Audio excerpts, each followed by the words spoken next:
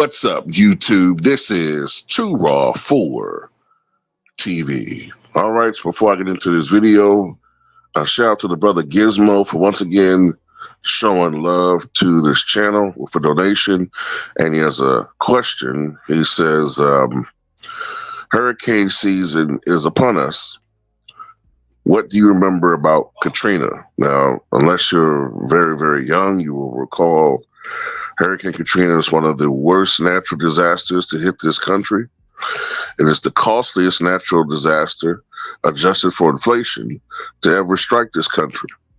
Now, a lot of you who have followed my channel for some years know that I have a love for history. I love the wintertime. I love snow.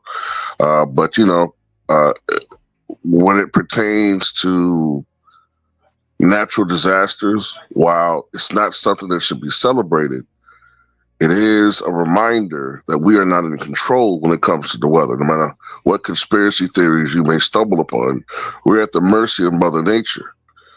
And no matter where you live,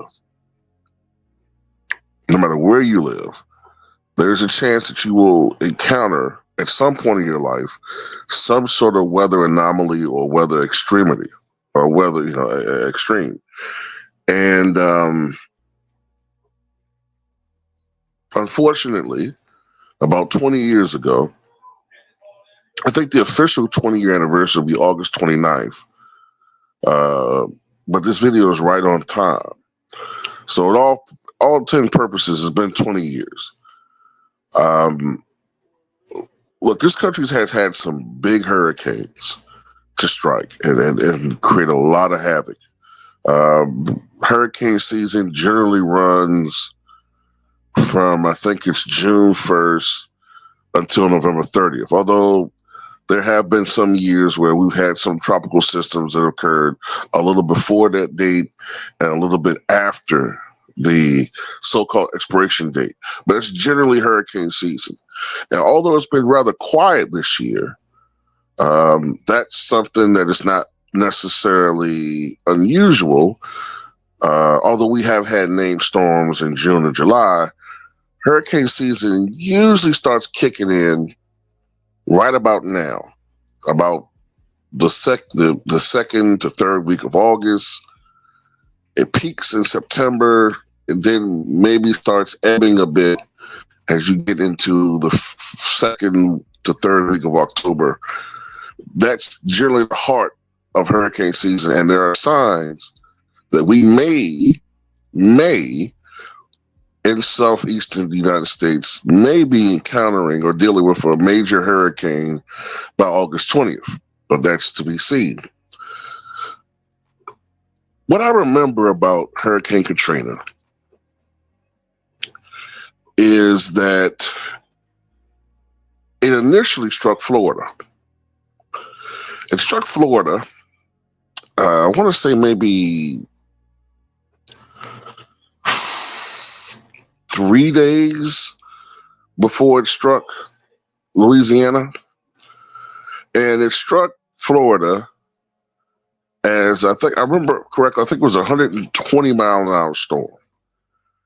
So that's what, a category 3-ish storm, I think. And it did a lot of damage, but it was not the behemoth that it became when it crossed Florida. Of course, it weakened, because we all know hurricanes weaken as they go over land. And I think it weakened down to maybe like a Cat 1. But then it went into the Gulf. This was in August, mid to late August, well, actually late August, excuse me. And the waters were very, very warm, and it powered up to at one point in time, a 180 mile per hour beast, one of the strongest hurricanes on record.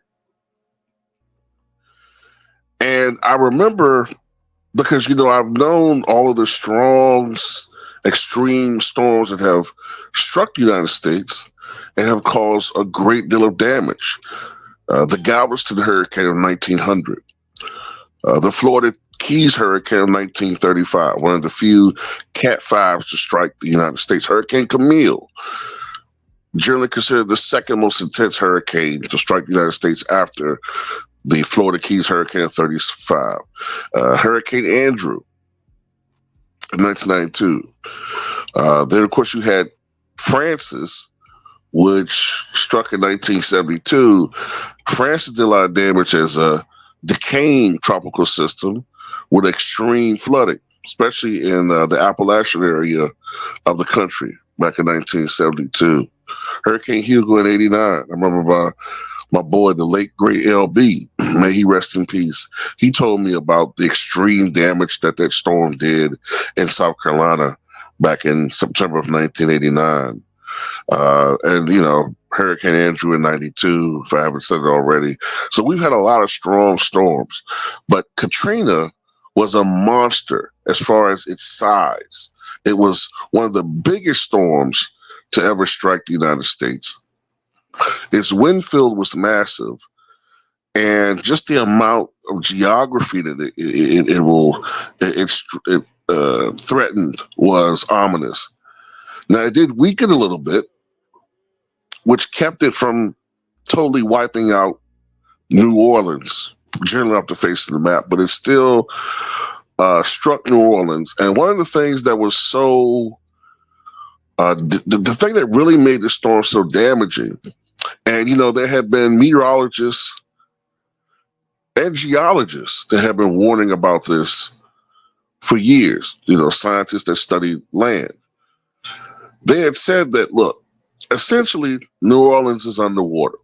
It's below, not underwater, excuse me, it's below sea level, right? The way it sits. It's literally like a bowl. So if a hurricane hit New Orleans right, it would create devastating flooding because of the way it's situated. And they said that the city was not prepared for such an apocalyptic, calamitous situation of a mass flooding event. And I remember hearing meteorologists and geologists on national television warning about that for years, that New Orleans was at a big risk factor for that. And and authorities did nothing. They didn't heed anyone, just wished upon a star and hope that never happened. And then it happened. Hurricane Katrina struck. And I remember watching it on television at work at the time. I was just 25 years old. And I remember being completely blown away by the amount of damage. Um, the thing that really got to me, don't get me wrong, the wind damage was intense, but it was the rain and the flooding and in particular, the storm surge. We had never seen anything like that before. That type of flooding on that level. Of course, the levees burst, and we don't, there are some conspiracy theories about how that happened. I'm not going to get into that. We'll just say it was a mechanical failure. But, was it something more devious? Possibly. I don't put anything past government. Don't ever trust government completely, But anyway, Hurricane Katrina was also, I would say, the first time that I ever noticed large scale racism, unadulterated, undeniable racism. And it really began the metamorphosis in me as far as how I viewed racism. Because before that, I was a guy that more or less knew racism existed, but I thought of it as, foolishly, as more or less a thing that was, I wouldn't say in the past, but I thought that we had conquered, for the most part, large scale racism. I thought that, as a people, we had sort of overcame that type of ignorance. And boy, was I wrong, man. Boy, was I wrong. And I say I was wrong because I didn't like the way that people were describing the victims of the storm. Now, not all of them were Black, but a good percentage of them were black, right? Especially in New Orleans. And, some of the hardest hit areas were some of the poorest areas in New Orleans. And that's where you began to see the racism and the classism uh, that was that was displayed, excuse me, especially by this elite, um, snobbish, prissy ass media. They looked down on the victims. You heard reports of society basically breaking down in these areas. You heard reports of women being raped. You heard reports of assaults, robberies. Um, and when people were trying to uh, ask for help, they were reportedly being told to go back to their side of town or they would be eliminated. Now, I'm talking about by so-called armed citizens, you want to call them citizens, and police who basically said, fuck you guys. You're on your own, right?